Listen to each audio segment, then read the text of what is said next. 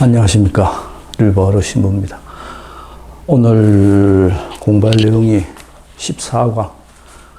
스테파노가 이제 설교를 마치고 이제 유대인들에 의해서 죽음을 당하는 장면 오늘 공부하겠습니다. 지난주에 스테파노에 대해서 우리가 공부를 했었죠. 지난주에 스테파노가 아주 긴 이 하느님께서 어떻게 자기 민족들에게 하느님의 섭리를 행사하셨는지, 아브라함 이야기, 야곱 이야기, 그리고 이거 이집트로 민족들이 다 이동해서 갔던 그 이야기를 들려줬습니다. 근데 오늘은 이제 모세가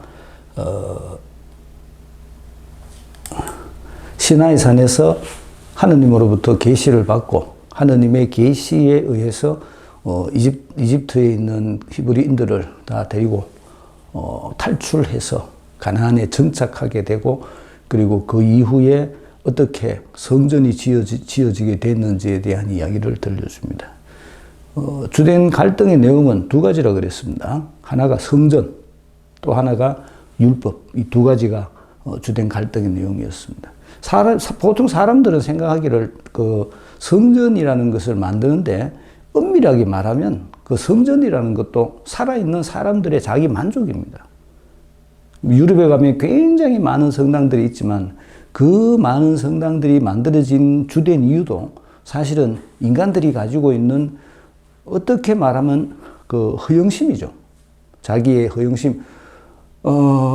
이런 표현이 적절할지 모르겠습니다만은, 사람들이 자기에게 어떤 일이 닥쳤을 때 자기가 뭔가가 하느님에게 어떤 좋은 말로 하느님한테 봉헌하는 의미로 뭔가를 보여주고 싶어 합니다. 그런데 그렇게 하느님에게 보여줄 수 있는 것 중에 가장 큰 것 중에 하나가, 그리고 눈에 제일 잘 띄는 것 중에 하나가 바로 성당입니다.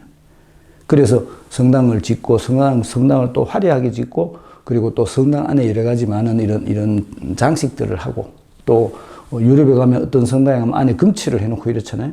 그런 금칠을 했는 이런 모든 것들이 봉헌자가 내가 하느님에게 뭔가를 봉헌했는데 그 봉헌의 표시가 제일 빨리 눈에 드러나는 것, 그게 사실은 건물입니다. 그래서 건물들을 그렇게 많이 짓게 된 겁니다. 인간의 일종의 허영심입니다. 하느님이 꼭 성당에만 계시냐? 하느님이 건물 안에 계시냐? 절대 그렇지 않습니다. 그렇게 생각해서는 안 됩니다. 우리가 부활식일 때 눈이 봤었듯이 하느님은 공동체와 함께 계십니다. 하느님을 기억하는 사람들 모임, 그 모임이 어디서 이루어지든지 그거는 중요하지 않습니다. 그런데 많은 사람들은 하느님을 건물 안에 가두려고 합니다. 예를 들어서 건물 안에 이 감실이 있으니까 하느님이 계신다. 하느님이 계시니까 그것은 거룩한 곳이다. 거룩한 곳이니까 우리는 그곳에서 조용해야 된다. 이런 식의 개념입니다. 그래서 하느님을 자꾸 어디다가 가두려고 합니다. 하느님은 그렇게 가두어질 수 있는 분이 아니십니다. 하느님을 알 수 있는 제일 좋은 표시는 모임입니다. 공동체. 그 공동체가 하느님의 말씀을 듣고 하느님의 일을 행할 때 그 공동체야말로 바로 하느님의 몸인 겁니다. 그리고 하느님의 교회인 겁니다. 제가 지난번에 한번 말씀을 드리고 싶은데, 성체 성사의 의미를 잘 생각해 보십시오. 우리는 자꾸 하느님이 내한테 온다고 생각하는데 사실은 그 반대입니다. 하느님이 나에게 오는 것이 아니라 내가 하느님 안으로 들어가는 겁니다. 성체가 큰 개념입니다. 큰 개념. 우리가 그것을 내가 작은 것을 먹기 때문에 하느님이 내한테 왔다고 생각하지만 원래 성체는 한 개의 개념입니다. 큰 개념입니다. 그리스도의 몸이라는 것은 큰 개념입니다. 그 큰 개념을 내가 먹음으로써 내가 그 큰 개념 안으로 들어가는 겁니다. 내가 교회의 구성원이 된다는 뜻입니다. 하느님이 나에게 오는 것이 아니라 내가 교회의 구성원이 됐다는 개념입니다. 그렇기 때문에 내가 예수님의 성체를 모신다는 행위 자체가 내가 예수님의 몸의 한 부분이라는 뜻입니다. 예수님 몸의 한 부분이라는 말은 제일 중요한 의미는 예수님의 몸이 하는 일을 내가 해야 된다는 개념입니다. 그것이 내한테 어떤 물질적인 도움을 준다, 세상적인 살이에 도움을 준다, 그런 식의 개념으로 접근하면 안 됩니다. 그래 접근해서는 성체를 절대 이해할 수가 없습니다. 내가 그리스도의 몸이 되는 겁니다. 내가 그리스도의 몸의 한 부분, 쉽게 말해서 그리스도의 몸이 건물이라면, 건물이라고 개념을 쉽게 설명하자면 그렇습니다. 교회 건물이라면 내가 그 건물의 벽돌 한 장이 되는 겁니다. 그래서 그 건물이 예수님의 몸의 세상 사람들에게 예수님의 정신을 구현할 때 내가 거기에 일조를 하게 되는 겁니다. 그게 성체 성사가 가지고 있는 진정한 의미입니다. 하느님을 절대 건물에 가두려고 해서는 안 됩니다. 그런데 유다인들은 하느님을 건물에 가두려고 했다는 겁니다. 거기 성전입니다. 그 성전을 예수님은 깨뜨리셨습니다. 요한복음에 나오죠? 허물어라. 내가 사흘 만에 다시 세우겠다. 새로운 공동체. 그게 교회가 가지고 있는 근본 정신입니다. 두 번째 중요한 것이 율법입니다. 율법은 지금도 사실은 우리들 속에 관습 속에 어떻게 말하면 관습입니다. 관습. 우리들이 이제껏 가지고 왔던 관습, 교회가 2000년 동안 살아오면서 가지고 왔던 관습, 그거를 율법이라고 말할 수가 있습니다. 좀 지나치게 표현하면 지금 교황님 돌아가셔가지고 이 영상이 찍힐 때, 녹화될 때는 다시 새 교황님께서 선출되셨을 겁니다만, 교황이라는 자리, 그리고 교회가 가지고 있는, 현재 우리 교회가 가지고 있는 봉건주의적인 시스템, 이런 것들은 다 관습입니다. 관습이라는 것은 시간이 지나면 없어지게 마련입니다. 우리가 지금, 우리 교회가, 천주교회가 가지고 있는 그 봉건주의적 그 구조가 현대인들에게 과연 맞는 것인가? 이거를 진지하게 생각을 해봐야 됩니다. 율법하고 똑같은 겁니다. 그런 것들이 율법이라는 겁니다. 그런 관습, 예수님은 그런 관습을 철저하게 배제하셨습니다. 만약에 예수님께서 지금 다시 태어나신다면 가톨릭 교회를 당신이 만든 교회라고 받아들일 수 있겠습니까? 그런 것들을 생각을 해봐야 됩니다. 과연 무엇이 복음적인 것이냐? 근데 어떤 의미에서는 우리들이 이런 복음적인 것으로부터 굉장히 멀리 떨어져 나와 있습니다. 그거를 알아야 됩니다. 그거를 이해하지 못한다면 예수님께서 하셨던 그 파스카 신비의 의미를 우리가 제대로 이해할 수가 없는 겁니다.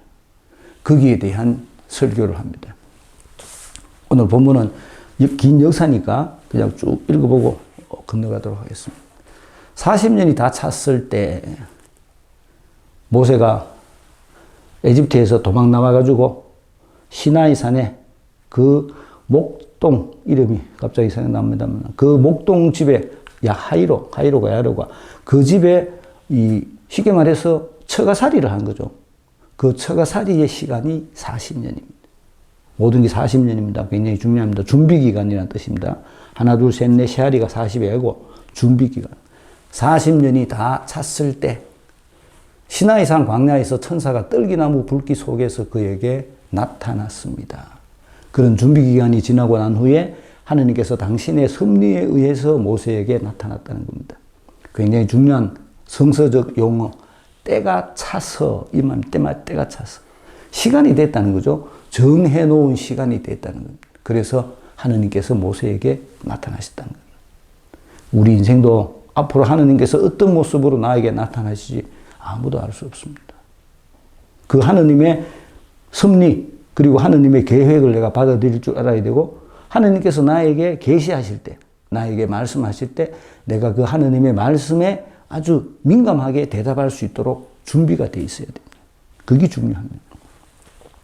그것을 본 모세는 그 광경에 깜짝 놀랐습니다. 그래서 자세히 보려고 가까이 가는데 주님의 목소리가 들렸습니다. 탈출기에 나오는 이야기입니다. 나는 내 조상들의 하느님 곧 아브라함과 이삭과 야곱의 하느님이다. 모세는 몸이 떨려 자세히 볼 엄두도 내지 못하였습니다. 그때에 주님께서 모세에게 이르셨습니다. 내가 서 있는 곳은 거룩한 땅이니 내 발에서 신을 벗어라. 나는 에집트에 있는 내 백성의 고난을 똑똑히 보았고 그들의 신음 소리도 들었다. 그래서 나는 그들을 구해내려고 내려왔다. 이제 가거라. 내가 너를 이집트로 보낸다. 이 모세를 누가 당신을 지도자와 판관으로 세우기라도 했소 하며 사람들이 배척한 이 사람을 모세를 소개해 줍니다. 이 일 때문에 쫓겨났죠. 하느님께서는 들기나무에 나타난 그 천사를 시켜 지도자와 해방자로 보내셨습니다. 히브리 사람들은 자기 동료들은 쫓아냈지만 하느님께서는 그를 다시 동료들에게 보내셨다는 겁니다. 누가? 하느님께서 보내셨다는 겁니다. 그 얘기를 하고 있습니다. 이 사람이 이집트 땅과 홍해에서 또 40년 동안 광야에서 이적과 표징들을 일으키며 그들을 이끌어냈습니다.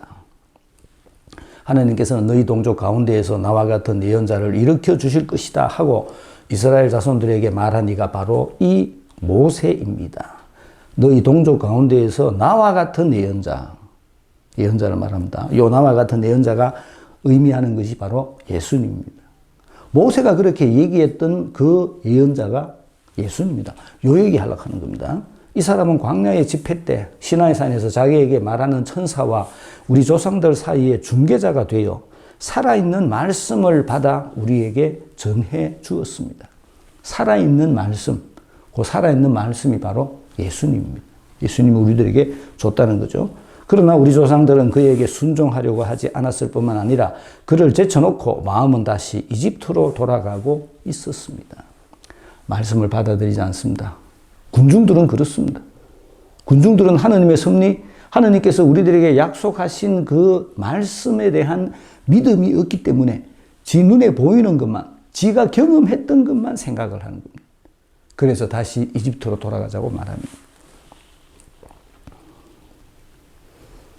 그러면서 아론에게 말하였습니다. 앞장서서 우리를 이끄실 신들을 만들어 주십시오. 우리를 이집트 땅에서 데리고 나온 저 모세는 어떻게 되었는지 모르겠습니다. 이 얘기는 모세가 산에 올라간 때 이루어진 일이죠. 모세가 십계명을 받으려고 하느님과 산에 올라가서 하느님과 대화하는 중에 그 산 밑에 있던 사람들이 이런 일을 일으켰습니다. 그때에 그들은 송아지를 만들어 그 우상에게 희생제물을 바치고 자기들의 손으로 만든 작품들을 놓고 즐거워하였습니다. 굉장히 중요한 얘기입니다. 우상인데 그 우상이 어떤 우상인가 하면 자기들의 손으로 만든 작품입니다. 인간의 손으로, 인간의 능력으로 만든 것. 인간의 지가 생각해가 지 상상에 의해서 만든 것을 하느님이라고 생각한다는 겁니다. 그리하여 하느님께서는 그들을 외면하시고 그들이 하늘의 군대를 섬기게 내버려 두셨습니다. 하늘의 군대가 뭐예요? 하늘의 군대. 하늘의 군대가 이 하느님이 아닌 이 우상숭배를 말하는 겁니다. 보통 사람들이 생각하는 하느님. 굉장히 많죠? 다신자죠, 다신. 그래서 하늘의 군대라고 표현합니다. 이런 예언자들의 책에 기록된 그대로입니다. 이스라엘 집안아, 너희가 광야에서 지낸 40년 동안 나에게 번제물과 희생제물을 바친 적이 있느냐? 너희는 오히려 몰록의 천막과 너희 레판신의 별을 곧 너희가 경배하려고 스스로 만들어낸 상들을 떠매고 다녔다. 너희가 만든 하느님이라는 겁니다. 진짜 하느님이 아니고 너희가 만든 하느님. 우리들의 믿음 속에도 이런 게 굉장히 많습니다. 자기는 하느님을 믿는다고 말하고 생각하지만 실제로 자기가 믿는 것은 진짜 하느님이 아니라 지가 만들어 놓은 하느님. 지 생각의 하느님, 지 상상의 하느님. 그런 하느님을 만들어 놓고 그 하느님을 경배합니다. 진짜 하느님은 관심이 없습니다. 왜 그렇겠어요? 내가 관심 있는 것은 이 세상 일이기 때문에 그렇습니다.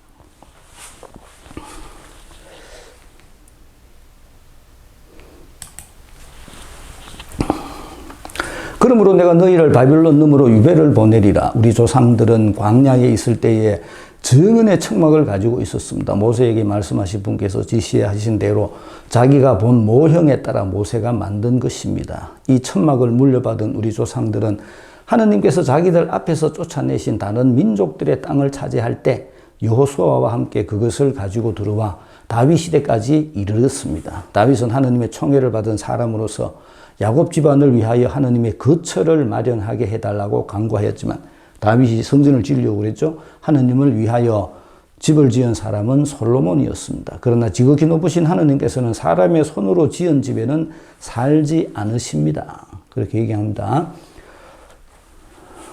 이는 예언자가 말한 그대로입니다. 하늘이 나의 의좌요 땅이 나의 발판이다. 너희가 나에게 무슨 집을 지어주겠다는 것이냐. 주님께서 말씀하신다. 성전이라는 것은 오로지 인간 생각입니다. 또 나의 안식처가 어디 있느냐. 이 모든 것을 내 손이 만들지 않았느냐. 목이 뻣뻣하고 마음과 귀에 할례를 받지 못한 사람들이여. 여러분은 줄곧 성령을 거역하고 있습니다. 요 얘기 하려고 하는 겁니다. 요 얘기. 진짜 중요한 것은 할례가 아니고 귀와 눈, 마음과 귀, 그 마음과 귀를 삐끄야 된다는 거예요. 네 마음과 귀가 정말로 하느님께서 무엇을 원하는지를 생각하고 진짜 하느님께서 원하시는 것을 행할 줄 알아야 된다는 거예요. 여러분도 여러분의 조상들과 똑같습니다. 예언자들 가운데 여러분의 조상들이 박해하지 않은 사람이 어디 있습니까? 그들은 의로우신 분께서 오시리라고 예고한 이들을 죽였습니다. 너희는 예언자들을 다 죽였다는 거죠. 그런데 이제 여러분은 그 의로우신 분을 배신하고 죽였습니다. 여러분은 천사들의 지시에 따라 율법을 받고도 그것을 지키지 않았습니다. 야고를 소리했죠. 유다인들은 이 사두가이들, 의회 지도자들은 자기가 진짜로 율법에 따라서 선한 사람이라고 의로운 사람이라고 생각하고 있는데 이 스데파노는 너희는 정말로 위선자들이다. 그렇게 얘기를 하는 겁니다. 당연히 열받겠죠. 당연히 열받았습니다. 그들은 이 말을 듣고 마음에 화가 치밀어 스데파노에게 이를 갈았다. 그러나 스데파노는 성령이 충만하였다. 성령이 충만하였다고 말하는 이유가 뭡니까? 그게 하느님의 뜻에 의한 것이라는 거죠. 그가 하늘을 유심히 바라보니 하느님의 영광과 하느님 오른쪽에 서 계신 예수님이 보였다. 그래서 그는 보십시오. 하늘이 열려있고 사람의 아들이 하느님 오른쪽에 서 계신 것이 보입니다. 굉장히 중요한 얘기입니다. 하늘이 열려있다는 말은 누구 때문에 열렸어요? 예수님 때문에 열린 겁니다. 예수님 때문에. 너희들한테는 하늘이 닫혔습니다.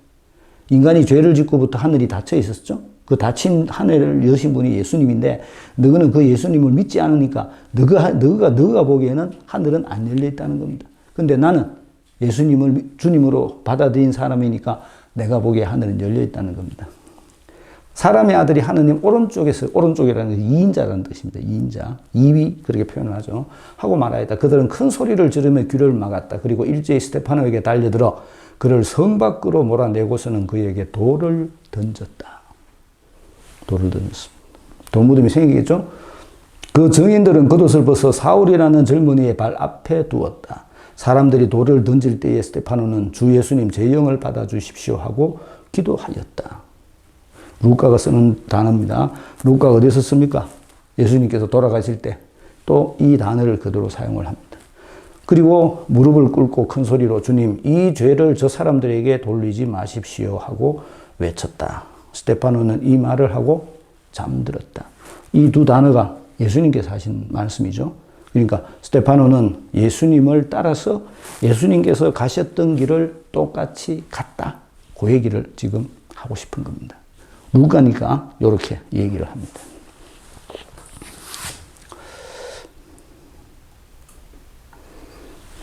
문제풀이 보겠습니다. 14과 스데파노의 설교 40년 주님의 목소리 너를 보낸다 이끌어냈다.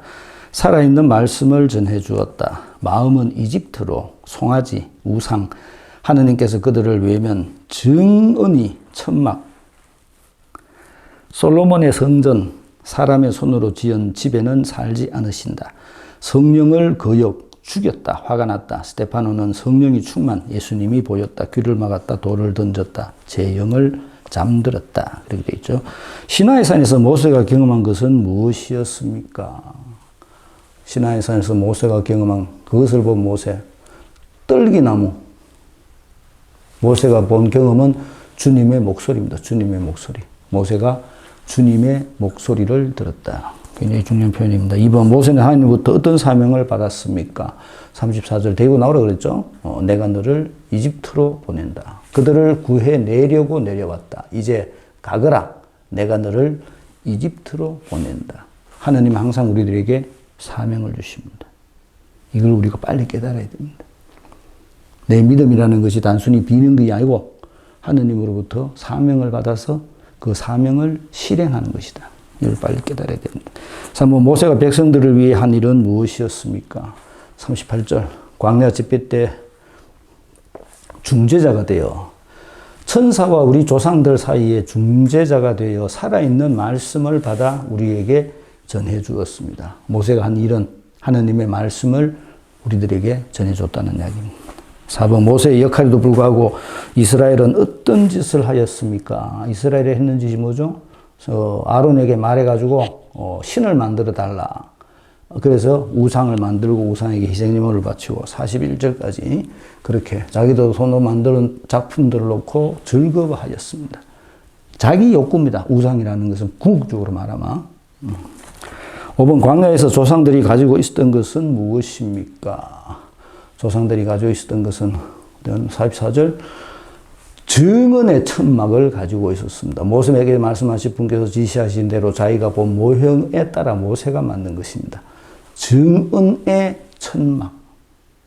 증언의 천막이 궁극적으로 말하고 싶은 건 뭐겠어요? 하느님 말씀입니다. 하느님 말씀입니다. 5번, 6번 솔로몬이 성전을 지었지만 하느님은 어디에 계셨습니까?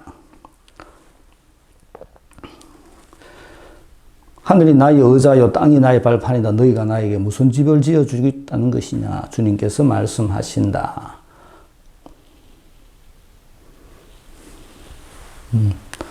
그 얘기를 합니다. 지금의 유다인들이 범한 잘못을 스테파노는 무엇이라고 말합니까? 박해하지 않은 사람이 어떻습니까? 여러분은 그 의로우신 분을 배신하고 죽였습니다. 너가 예수님을 죽였다 얘기하고 있죠. 8번 스테파노의 설교에 대한 유다인들의 반응 어땠습니까? 화가 치밀어 올랐고 그리고 큰 소리를 지르며 귀를 막았고 일주일 스테파노에게 달려들었다. 화가 치밀어 올랐죠. 욕하니까 확 치밀어 올랐습니다. 8번 9번 성령이 충만한 스테파노가 본 환신은 무엇입니까? 환신은 하늘이 열려있고 사람의 아들이 하느님 오른쪽에 서 계신 것이 보입니다. 라고 말했습니다. 하늘의 영광과 오른쪽에 서 계신 하느님의 영광과 하느님 오른쪽에 서 계신 예수님. 스테파노가 본 겁니다. 10번 스테파노의 마지막 기도는 무엇을 생각나게 합니까? 제 영혼을 받아주십시오. 이제를 저 사람에게 돌리지 마십시오. 예수님께서 십자가상에서 하신 말씀하고 똑같습니다. 그런 이야기를 스테파노가 했다는 겁니다. 처음에 말씀드린 대로 우리들이 가지는 오류 중에 굉장히 심각한 오류 중에 하나가 우리는 하느님을 믿는다고 하느님을 섬긴다고 말하지만 실제 하느님을 우리는 별로 관심 없어 하고 자기가 만들고 싶은 하느님을 스스로 만듭니다. 그리고 그 하느님을 하느님이라고 착각합니다. 이 하느님이 우리들의 우상입니다. 진짜 하느님은 어디 있습니까? 진짜 하느님은 말씀 안에 있습니다. 그래서 우리가 하느님의 말씀에 귀를 기울여야 되는 겁니다. 그렇지 않으면 내가 만든 우상에 빠지기 쉽습니다. 슬픈 일이지만 믿음을 가지고 있는 많은 사람들이 안타깝게도 자기들이 만든 우상에 빠져 있습니다. 올바른 하느님을 알기 위해서 제일 중요한 것은 하느님의 말씀에 귀를 기울이는 겁니다. 마치겠습니다. 안녕히 계십시오.